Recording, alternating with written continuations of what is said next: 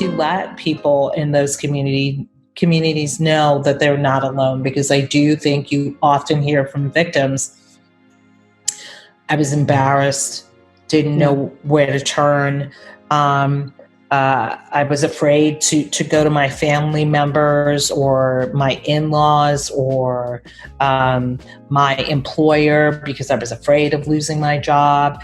And we really need to create an environment, one, where we are uniformly saying violence of any form towards anybody is unacceptable.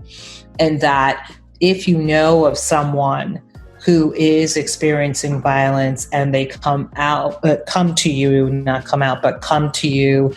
in seeking help, that you have the information that you need to support them through that process, and to do it in a way that is not judgmental.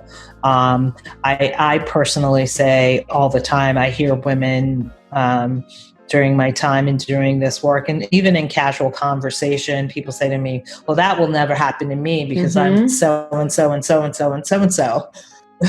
And I think it's important for us to be honest, and I think, with rare exceptions, that all of us have been in relationships, intimate relationships, with people that have not treated us well, and we've stayed.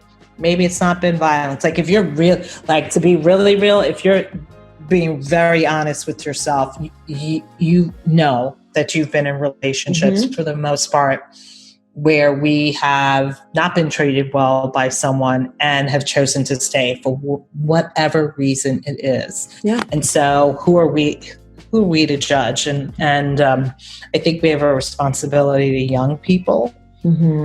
And I think it's really important and to understand that children model behavior. Yes. I'm not a psychologist or psychiatrist, but what I do know is that kids do model behavior, and in a time where we see our young people dealing with issues of hypermasculinity and hypersexualization, that it's important that we have conversations. I mean, I used to say, when I would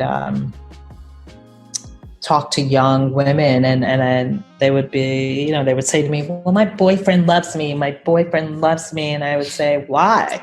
Yeah. What is he doing and they would say, well, he's constantly checking on me. He wants to know where I am. And, I used to be able to dress a certain way, but now I can't do that. And I was like, baby, that's not love. He's clocking you. And I know I'm old. I'm using an old phrase, but that okay, that's all right. But people know what I'm saying.